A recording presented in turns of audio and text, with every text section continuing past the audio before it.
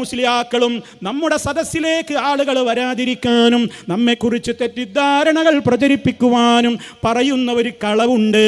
അതെന്തെന്നല്ലേ, ഇവരോട് നിങ്ങൾ അടുക്കല്ലേ, മക്കളെ ഇവരുടെ അടുത്തേക്ക് പറഞ്ഞേക്കല്ലേ. കാരണം ഉപ്പ മരിച്ചാൽ ഉമ്മ മരിച്ചാൽ ദുആ ചെയ്യുന്ന മുസ്ലിയാരെ പോലും അവർ തടയുന്ന, പട്ടിയെ കുഴിച്ചിടും പോലെ കുഴിച്ചിട്ട് പോരുന്ന ആളുകളാണെന്ന് ഞങ്ങളെക്കുറിച്ച് കള്ളം പറയുന്ന ചില മുസ്ലിയാക്കളുണ്ട്. അതൊന്ന് കേൾപ്പിക്കുന്നു ഞാൻ, ശേഷം ഞാൻ ബാക്കി പറയാം. എന്റെ ഉമ്മമാരെ, നിങ്ങളുടെ മക്കളെ ഒരിക്കലും ഇത്തരം കോമാളിത്തരങ്ങൾ ഉറഞ്ഞു തുള്ളുന്നവരോടൊപ്പം പറഞ്ഞു വിടല്ലേ. അവര് മൗലിദ് കിതാബ് കത്തിക്കുന്നവരാണ്. നിങ്ങളുടെ വീട്ടിലേക്ക് നിങ്ങളുടെ മയ്യത്ത് വീട്ടിൽ നിന്ന് കൊണ്ടിറങ്ങുമ്പോ പള്ളിക്കകത്ത് മയ്യത്ത് കൊണ്ട് വെച്ചിട്ട് ഉസ്താദിനോട് അവര് പോയി പറയും, എന്റെ വാപ്പാക്ക് വേണ്ടി ദുആ ചെയ്യണ്ട, തൽക്കീനൂതണ്ട, നായയെ കുഴിച്ചിടുന്ന പോലെ മണ്ണ് മാന്തിയിട്ട് കുഴിച്ചിട്ടിട്ട് പോകാൻ ആ മകൻ പറയുന്ന കാലമാണ്. അല്ലാഹുവേ കാക്കണേ റബ്ബേ, കാക്കണേ റബ്ബേ. ഇങ്ങനെ നോട് പറയല്ലേ ബാക്കവി. നോക്കണം, നമ്മളെ പട്ടിനെ നായനെ കൊന്ന് കുഴിച്ചിട്ടിട്ട് മണ്ണ് മാന്തിയിട്ടാണ് പോലാണ്. ആരടോ എന്നോടിത് പറഞ്ഞത്? ആരാ നിന്നോടിത് പറഞ്ഞത്? തെളിയിക്കാൻ നിങ്ങൾക്ക് ഒരു അരവരിയെങ്കിലും കിട്ടുമോ? ഞങ്ങളുടെ സംസാരത്തിൽ നിന്ന് ഒരു അരമിനിറ്റ് പോയിട്ടൊരു മൈക്രോ സെക്കൻഡ് കൽപ്പിക്കാൻ പറ്റുമോ?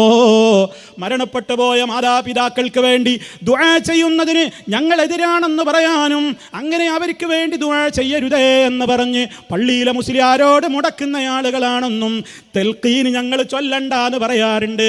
അതെന്താ? മരിച്ച കബറടക്കി കഴിഞ്ഞിട്ട് 40 ഭാരം മണ്ണുമിട്ട് കഴിഞ്ഞിട്ട് ഒരു മുസ്ലിയാരിന്നു കൊണ്ട് പറയും, ഇതാ നിന്റെ അടുക്കൽ ഇപ്പൊ 2 ഭീകരന്മാരായ മലക്കുകൾ വരും. അവർ നിന്നോട് ഇന്ന ഇന്ന ചോദ്യങ്ങളൊക്കെ ചോദിക്കുമ്പോ നീ ഇന്ന ഇന്ന ഉത്തരങ്ങളൊക്കെ പറഞ്ഞോ എന്ന് ചോദ്യവും ഉത്തരവും അങ്ങോട്ട് പറഞ്ഞു കൊടുക്കുന്ന തൽഖീർ എന്ന് പറയുന്ന കാര്യം ഞങ്ങൾ അംഗീകരിക്കാറില്ല. എന്തേ കാരണമെന്നല്ലേ? മുത്ത മുസ്തഫയിൽ ഞങ്ങൾ വിശ്വസിക്കുന്നു. ഞങ്ങളെ ജീവനേക്കാൾ സ്നേഹിക്കുന്ന മുഹമ്മദ് മുസ്തഫയുടെ നേതൃത്വത്തിൽ എത്ര ജനാസകളാ മദീനയിലും മക്കയിലുമായി ഖബറടക്കം ചെയ്യപ്പെട്ടത്.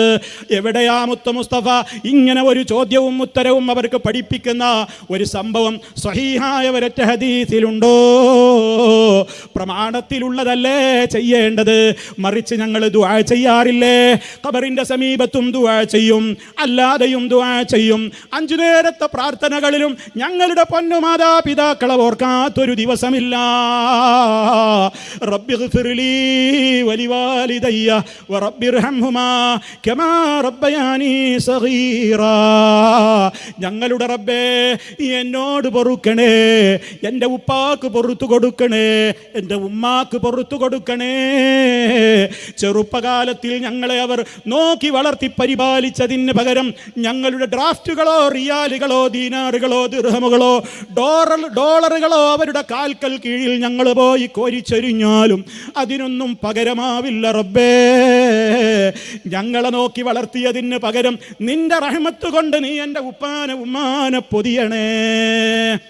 ഇത് ദുആ ചെയ്യുന്ന ആൺകുട്ടികളാ ഞങ്ങള്, ഇത് ദുആ ചെയ്യുന്ന പെൺമക്കളാണ് ഇവിടെ ഇരിക്കുന്നത്, ഇത് ദുആ ചെയ്യുന്നവരാണ് ഞങ്ങള്.